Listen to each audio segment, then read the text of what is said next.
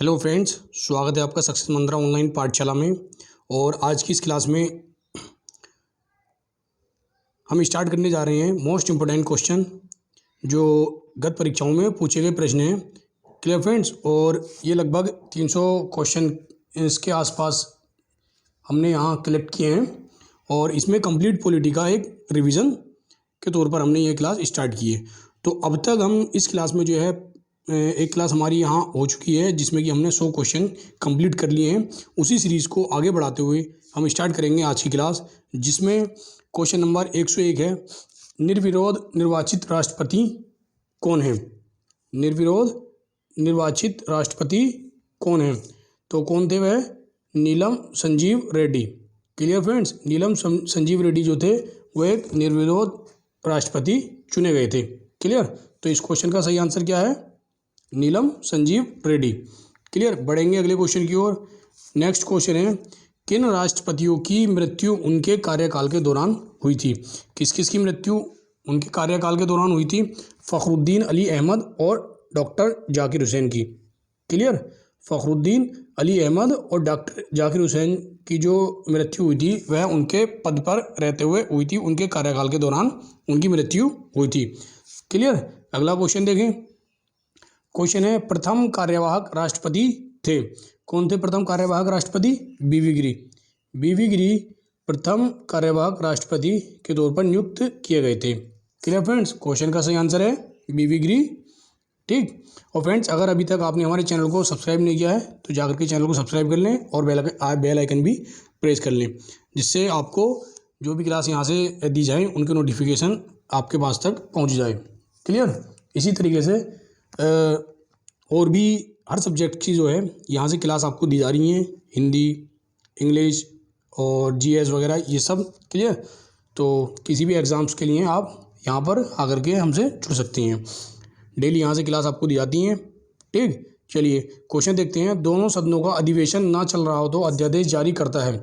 यदि संसद में और दोनों सदनों में लोकसभा या राज्यसभा, ठीक है, अगर उसमें अधिवेशन ना चल रहा है तो अध्यादेश कौन जारी करता है? तब अध्यादेश जारी करते हैं राष्ट्रपति साहब। क्लियर? अध्यादेश जारी करने की शक्ति किसके पास है संसद के अंदर? राष्ट्रपति जी के। सही है? तो सही आंसर क्या है इसका? राष्ट्रपति। नेक्स्ट क्वेश्चन है, राष्ट्रपति को पद की शपथ कौन दिलाता है? कौन दिलाता है राष्ट्रपति को पद की शपथ? भारत के मुख्य न्यायाधीश। भारत के मुख्य न्यायाधीश जो है राष्ट्रपति को उनके पद की शपथ दिलाते हैं। क्लियर? अगला क्वेश्चन है, संसद के संयुक्त अधिवेशन राष्ट्रपति बुलाता है। कौन बुलाता है संयुक्त अधिवेशन? राष्ट्रपति। ठीक है। संसद का संयुक्त अधिवेशन किसके द्वारा बुलाया जाता है? राष्ट्रपति के द्वारा। और उसकी अध्यक्षता कौन करता है? संयुक्त अधिवेशन की अध्यक्षता करता है लोकसभा अध्यक्ष। Clear friends? देखिए बहुत कन्फ्यूजन रहता है इस क्वेश्चन में। क्या है? अध्यादेश बुलाने की शक्ति किसके पास में है? संयुक्त अधिवेशन की अधिवेशन जो है कौन बुलाता है? राष्ट्रपति बुलाता है। क्लियर? और अध्यक्षता कौन करता है उस अधिवेशन की? वो करता है लोकसभा अध्यक्ष। क्लियर? चलिए अगला क्वेश्चन, संयुक्त अधिवेशन के निर्णय किस आधार पर लिए जाते हैं?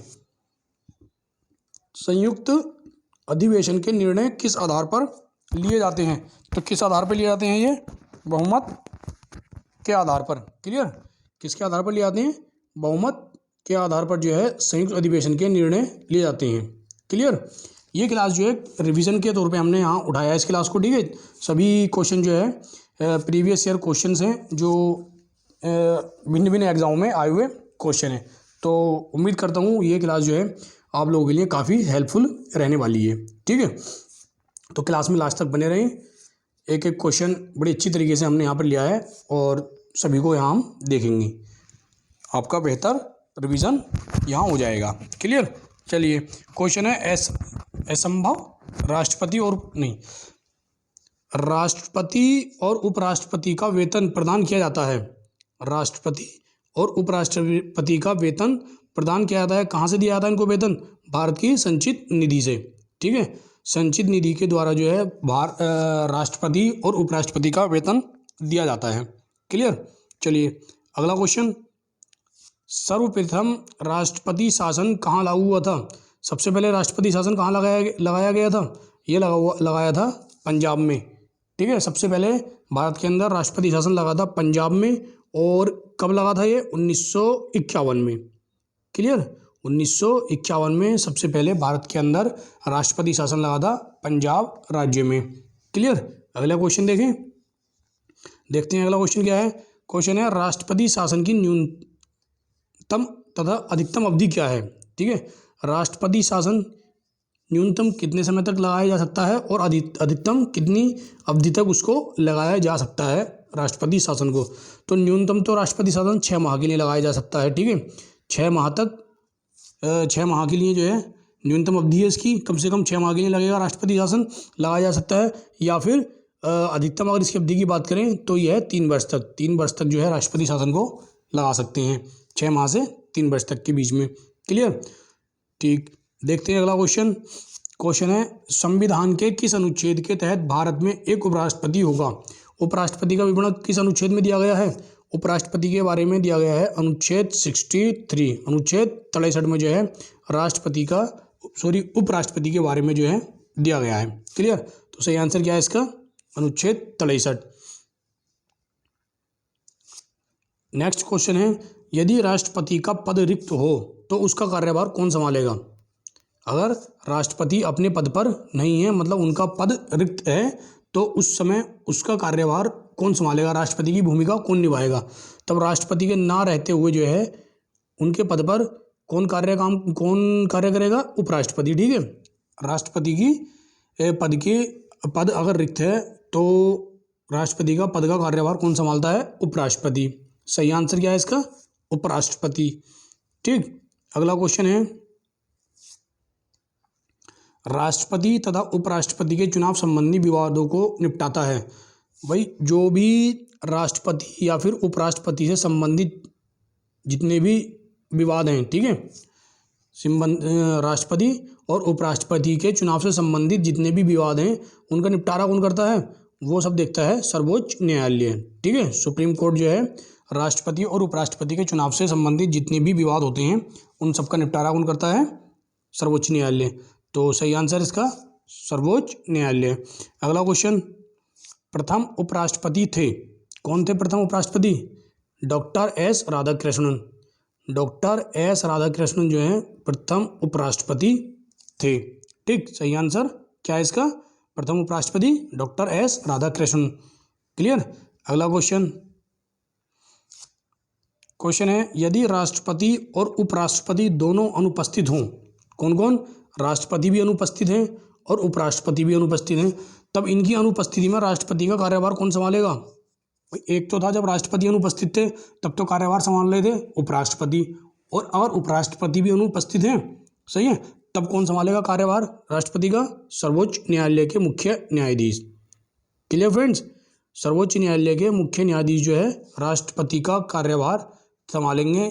कब? जब जो है राष्ट्रपति भी नहीं है और उपराष्ट्रपति भी नहीं है उस समय, तब सर्वोच्च न्यायालय के मुख्य न्यायाधीश जो है इसका कार्यभार संभालेंगे। क्लियर? चलिए बढ़ते हैं अगले क्वेश्चन की ओर। अगला क्वेश्चन क्या है? राज्यसभा का अध्यक्ष होता है, कौन होता है राज्यसभा का अध्यक्ष? राज्यसभा का अध्यक्ष होता है उपराष्ट्रपति। सही है, उपराष्ट्रपति राज्यसभा का अध्यक्ष होता है। क्लियर? चलिए अगला क्वेश्चन, उपराष्ट्रपति के चुनाव में कौन भाग लेते हैं? किसके चुनाव में? उपराष्ट्रपति के चुनाव में कौन कौन भाग लेते हैं? इसमें संसद के दोनों सदनों के सभी सदस्य। सही है, सभी सदस्य, संसद के दोनों सदनों के सभी सदस्य जो है उपराष्ट्रपति के चुनाव में भाग लेते हैं। अगला क्वेश्चन, संविधान के किस अनुच्छेद में प्रधानमंत्री के पद की व्यवस्था की गई है? किस अनुच्छेद में प्रधानमंत्री के पद के बारे में बताया गया है? प्रधानमंत्री के पद के बारे में किस अनुच्छेद के अंदर बताया गया है? ये है अनुच्छेद 74(1) या फिर 74 का। ठीक है, इसमें जो है प्रधानमंत्री के पद के बारे में बताया गया है। ठीक है, अगला क्वेश्चन, मंत्रिमंडल और राष्ट्रपति के बीच कड़ी का काम कौन करता है? मंत्रिमंडल और राष्ट्रपति के बीच में कौन भूमिका निभाता है? कौन निभाता भूमिका? प्रधानमंत्री। मंत्रिमंडल और राष्ट्रपति के बीच कड़ी का काम कौन करता है? प्रधानमंत्री। ठीक, सही आंसर इसका प्रधानमंत्री। अगला क्वेश्चन, अविश्वास प्रस्ताव द्वारा हटाए जाने वाले प्रथम प्रधानमंत्री हैं? कौन थे प्रथम प्रधानमंत्री जिनने अविश्वास प्रस्ताव के द्वारा हटाया था? विश्वनाथ प्रताप सिंह। ठीक, विश्वनाथ प्रताप सिंह प्रथम ऐसे प्रधानमंत्री हैं जिन्हें अविश्वास प्रस्ताव के द्वारा हटाया गया था। क्लियर। नेक्स्ट क्वेश्चन, प्रथम गैर कांग्रेसी प्रधानमंत्री कौन थे? तो ये थे मोरारजी देसाई। क्लियर। प्रथम गैर कांग्रेसी प्रधानमंत्री कौन थे? मोरारजी देसाई। अगला क्वेश्चन, यूएनओ में अटल बिहारी वाजपेयी ने पहली बार भाषण कब दिया था? तो इन्होंने भाषण दिया था 1977 में। यूएनओ में अटल बिहारी वाजपेयी ने 1977 में सबसे पहली बार भाषण दिया था। क्लियर। नेक्स्ट क्वेश्चन, प्रधानमंत्री जो पद ग्रहण के समय किसी भी सदन का सदस्य नहीं थे, कौन से प्रधानमंत्री थे वो? जो जब उन्होंने अपना पद ग्रहण किया था तो उस समय वो किसी भी सदन के सदस्य नहीं थे। क्लियर। तो कौन थे वो थे पीवी नरसिम्हा राव। जब प्रधानमंत्री बने थे तो वो किसी भी सदन के सदस्य नहीं थे। क्लियर। नेक्स्ट क्वेश्चन, राज्यसभा का गठन हुआ, राज्यसभा का गठन हुआ था 3 अप्रैल 1952 को। कब हुआ था? 3 अप्रैल 1952 को। ठीक। और लोकसभा का गठन कब हुआ था? 6 मई 1952 को। ठीक। राज्यसभा का 3 अप्रैल 1952 और लोकसभा का गठन 6 मई 1952 को। क्लियर। लोकसभा का गठन 6 मई 1952 को। अगला क्वेश्चन है, संघ सरकार का विधानमंडल है, संघ सरकार का विधानमंडल कौन सा है? किसे कहते हैं संघ सरकार का विधानमंडल? लोकसभा को। क्लियर। लोकसभा को संघ सरकार का विधानमंडल कहते हैं। अगला क्वेश्चन, संसद का निम्न सदन कौन सा है? यह भी आपका लोकसभा है। संसद का निम्न सदन कौन सा है? लोकसभा। ठीक। अगला क्वेश्चन, लोकसभा अध्यक्ष, ठीक है फ्रेंड्स, लोकसभा अध्यक्ष अपना त्यागपत्र किसे देते हैं? यह देते हैं लोकसभा उपाध्यक्ष को। ठीक। लोकसभा उपाध्यक्ष को जो है लोकसभा अध्यक्ष अपना त्यागपत्र देते हैं। नेक्स्ट क्वेश्चन, संसद का स्थायी सदन कौन सा है? यह है राज्यसभा। संसद का स्थायी या फिर उच्च सदन कौन सा है? राज्यसभा। अगला क्वेश्चन, लोकसभा तथा राज्यसभा में अधिकतम सदस्य हो सकते हैं? कितने सदस्य हो सकते हैं लोकसभा में? लोकसभा में तो हो सकते हैं अधिकतम 552 और राज्यसभा में 250। ठीक। लोकसभा में 552 अधिकतम सदस्य हो सकते हैं और राज्यसभा में 250 अधिकतम सदस्य हो सकते हैं। देखते हैं अगला क्वेश्चन, राज्यसभा के सदस्यों का कार्यकाल कितने वर्ष होता है? राज्यसभा के सदस्यों का कार्यकाल 6 वर्ष का होता है।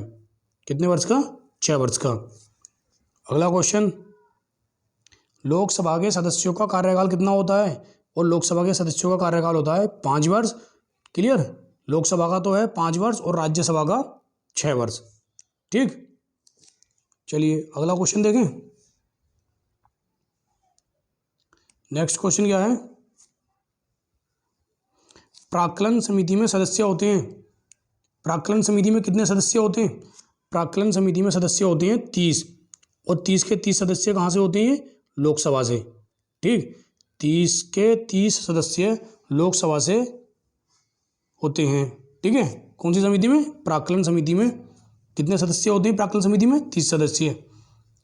अगला क्वेश्चन, लोकसभा तथा राज्यसभा के सदस्यों की न्यूनतम आयु कितनी होती है? न्यूनतम आयु कितनी होती है लोकसभा की? लोकसभा की होती है 25 वर्ष न्यूनतम आयु और राज्यसभा की होती है 30 वर्ष। Clear friends.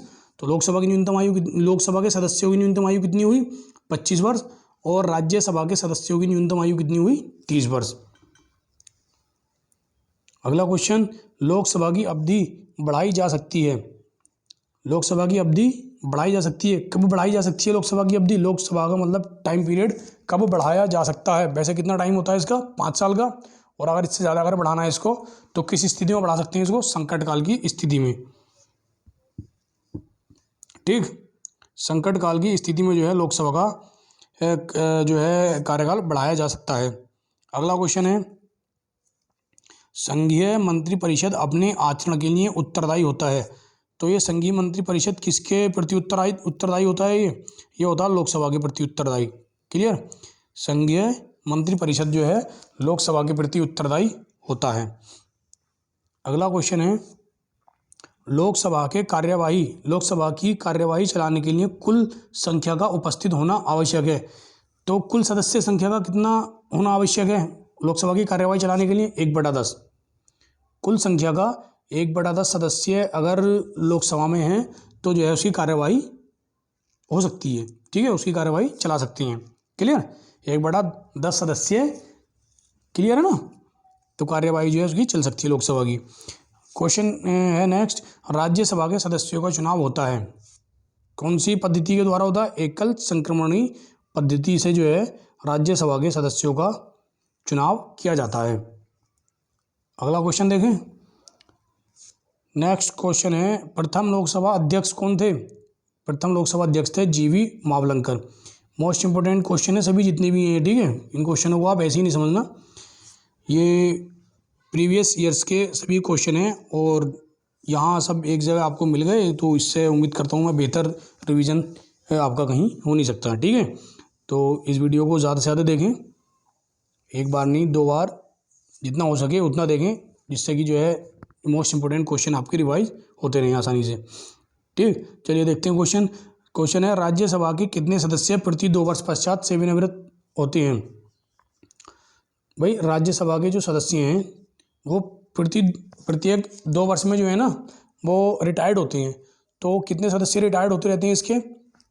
1/3 सदस्य। क्लियर? 1/3 सदस्य जो है प्रति 2 वर्ष के पश्चात जो है अपने पद से वह सेवानिवृत्त हो जाते हैं। ठीक, और कार्यकाल कितना होता है राज्यसभा का? 6 वर्ष का, और लोकसभा का 5 वर्ष।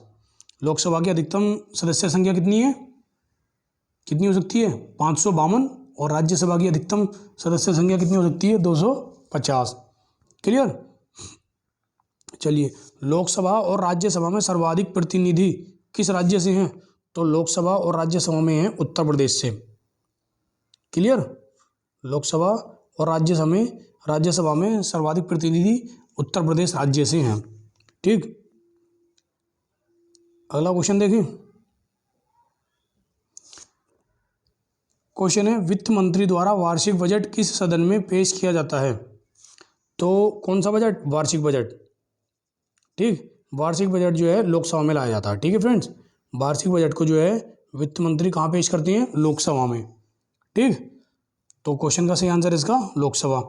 नेक्स्ट क्वेश्चन है, धन विधेयक परिभाषित है। धन विधेयक किस अनुच्छेद में दिया गया है? अनुच्छेद 110 के अंदर जो है धन विधेयक के बारे में दिया गया है।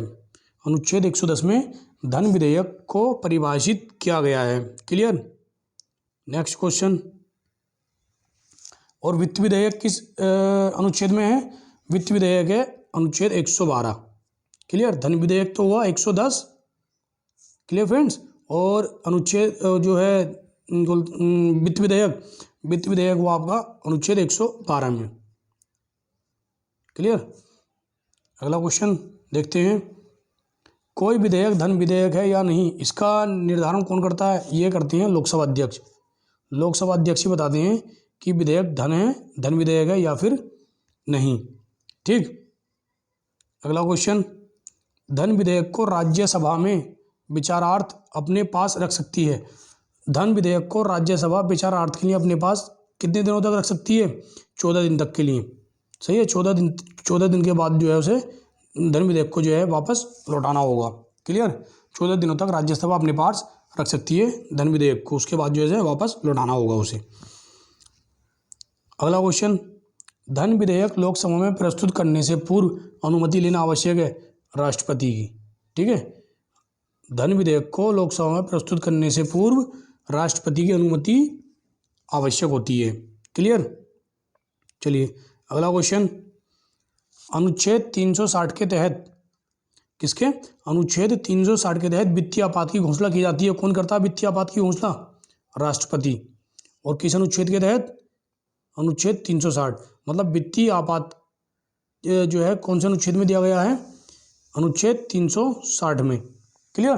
अनुच्छेद 360 किससे जुड़ा हुआ है? वित्तीय आपात से। और वित्तीय आपात की घोषणा कौन करता है? राष्ट्रपति।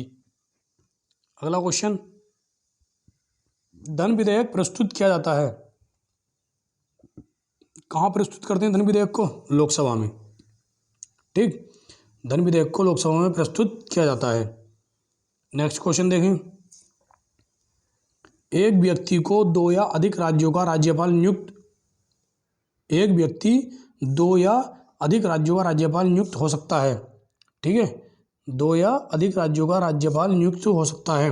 कौन से अनुच्छेद में है ये? अनुच्छेद 153(2) में क्या दिया हुआ है? 153(2) में कि कोई भी व्यक्ति जो है वो 1 से अधिक राज्यों का राज्यपाल बन सकता है, लेकिन शर्त यह है कि वह जिस राज्य का निवासी है उस राज्य में वह राज्यपाल नहीं बन सकते। क्लियर? 1 से अधिक राज्यों का राज्यपाल बन सकते हैं, लेकिन जिस राज्य में वह निवास करते हैं वहाँ नहीं बन सकते वह राज्यपाल। राज्य की शक्ति निहित होती है किसमें? राज्यपाल में। ठीक है, राज्यपाल में राज्य की शक्ति निहित होती है। अगला क्वेश्चन, राज्य कार्यपालिका का प्रधान कौन होता है? यह राज्यपाल। ठीक, राज्य कार्यपालिका का प्रधान है राज्यपाल। अगला क्वेश्चन देखते हैं, राज्य विधानमंडल का निम्न सदन है, तो संसद का निम्न सदन कौन सा था? लोकसभा। और राज्य विधानमंडल का निम्न सदन कौन सा है? विधानसभा। क्लियर? चलिए अगला क्वेश्चन देखें, राज्य विधानमंडल का स्थायी या उच्च सदन कौन होता है? राज्य विधानमंडल का स्थायी सदन या फिर उच्च सदन ये होता है विधान परिषद। ठीक है, विधान परिषद जो है स्थायी सदन होता है राज्य विधानमंडल का। अगला क्वेश्चन, विधानसभा में राज्यपाल कितने आंगल भारतीय सदस्यों को मनोनीत कर सकता है? तो कितने आंगल भारतीयों को मनोनीत कर सकते हैं राज्यपाल? राज्य विधानसभा में केवल 1 सदस्य को। ठीक है, 1 आंगल भारतीय को जो है विधानसभा में राज्यपाल मनोनीत कर सकते हैं। अगला क्वेश्चन, विधान परिषद के कितने सदस्य राज्यपाल द्वारा मनोनीत किए जाते हैं? किसके? विधान परिषद के कितने सदस्य राज्यपाल द्वारा मनोनीत किए जाते हैं? 1/6 सदस्य। उस राज्य में जो विधान परिषद के सदस्य हैं उनका 1/6 सदस्य जो है राज्यपाल विधान परिषद में मनोनीत कर सकते हैं। किसका 1/6? जो राज्यपाल विधान परिषद में कुल सीटें हैं, ठीक है, उस राज्य की, उनका 1/6 सदस्य राज्यपाल द्वारा मनोनीत किया जाते हैं। अगला क्वेश्चन है, राज्य मंत्रिमंडल सामूहिक रूप से किसके प्रति उत्तरदायी होती है? ये होती है विधानसभा के प्रति। ठीक है, राज्य मंत्रिमंडल विधानसभा के प्रति सामूहिक रूप से उत्तरदायी होती है। क्लियर? अगला क्वेश्चन, विधान परिषद तथा विधानसभा पद के लिए न्यूनतम आयु कितनी है? विधान परिषद के लिए कितनी है? 30 वर्ष और विधानसभा के लिए 25 वर्ष। क्लियर? ठीक, विधान परिषद के लिए 30 वर्ष न्यूनतम आयु और विधानसभा के लिए 25 वर्ष न्यूनतम आयु होती है। अगला क्वेश्चन है, गवर्नर द्वारा जारी किया गया अध्यादेश मंजूर किया जाता है किसके द्वारा? विधानमंडल के द्वारा। विधानमंडल जो है गवर्नर के द्वारा जो भी अध्यादेश जारी किया जाता है, सही है, उसे जो है मंजूर किया जाता है। क्लियर? क्या आंसर इसका सही? विधानमंडल। अगला क्वेश्चन, विधानसभा के 2 सत्रों के बीच का अंतराल होता है, कितना अंतराल होता है 2 विधानसभाओं के सत्रों के बीच? विधानसभाओं के 2 सत्रों के बीच कितना अंतराल होता है? 6 महीने का। ठीक है, विधानसभा के 2 सत्रों के बीच 6 माह का अंतराल होता है। अगला क्वेश्चन, प्रत्येक राज्य के लिए एक विधानमंडल की व्यवस्था की जाएगी। प्रत्येक राज्य के लिए एक विधानमंडल की व्यवस्था की जाएगी। कौन से अनुच्छेद में है? अनुच्छेद 170 में। अनुच्छेद 170 में क्या प्रावधान है कि प्रत्येक राज्य के लिए जो है एक विधानमंडल बनाया जाएगा। क्लियर? तो सही आंसर इसका अनुच्छेद 170। राज्य मंत्री परिषद का प्रधान होता है, राज्य मंत्री परिषद का प्रधान कौन होता है? मुख्यमंत्री। ठीक है, और केंद्रीय मंत्री परिषद का प्रधान कौन होता है? प्रधानमंत्री। Clear friends? चलिए अगला क्वेश्चन, लघु संविधान किसे कहा गया है? किसे कहा जाता है लघु संविधान? 42वां संशोधन 1976। 42वें संविधान संशोधन को लघु संविधान कहा जाता है और यह संविधान संशोधन कब हुआ था? 1976 में। तो सही आंसर है इस क्वेश्चन का 42वां संविधान संशोधन। ठीक है, क्या कहा जाता है 42वें संविधान संशोधन को? लघु संविधान। ठीक, अगला क्वेश्चन, संसद का सदस्य नहीं होने पर कोई मंत्री अपने पद पर बना रहता है। कब तक बना रहेगा वो? यदि वह संसद का सदस्य नहीं है और फिर भी वह मंत्री के पद पर बना रहेगा तो वह सिर्फ 6 माह तक मंत्री के पद पर बना रह सकता है। उसके बाद जो है उसे किसी भी सदन से जो है क्या लेनी होगी? पद कोई ना कोई लेना होगा उसे। ठीक है, क्लियर फ्रेंड्स? किसी भी सदन से उसे सदस्यता लेनी होगी, चाहे वो उच्च सदन की सदस्यता ले या फिर निम्न सदन की सदस्यता ले वो, लेकिन 6 माह तक जो है वो उस पद पर बना रहेगा अगर उसके पास में सदस्यता नहीं है किसी भी सदन की। क्लियर? चलिए अगला क्वेश्चन है, संघ लोक सेवा आयोग के सदस्यों और निर्वाचन आयुक्त का कार्यकाल होता है। कितना होता है इनका कार्यकाल? संघ लोक सेवा आयोग के सदस्यों का और मुख्य निर्वाचन आयुक्त का, इनका होता है 6 वर्ष। ठीक है, संघ लोक सेवा आयोग के सदस्यों का कार्यकाल और मुख्य निर्वाचन आयुक्त का कार्यकाल होता है 6 वर्ष का। ठीक है फ्रेंड्स?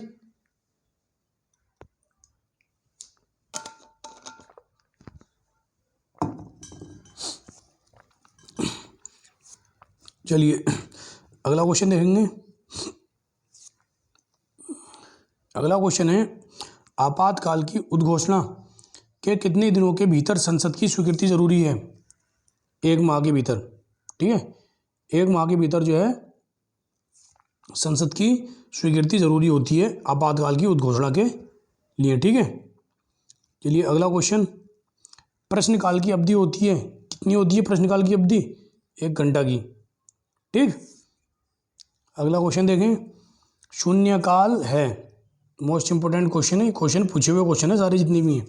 शून्यकाल है, कौन सा होता है शून्यकाल? प्रश्नकाल के ठीक बाद का काल। ठीक है, प्रश्नकाल के ठीक बाद के काल को क्या कहा जाता है? शून्यकाल।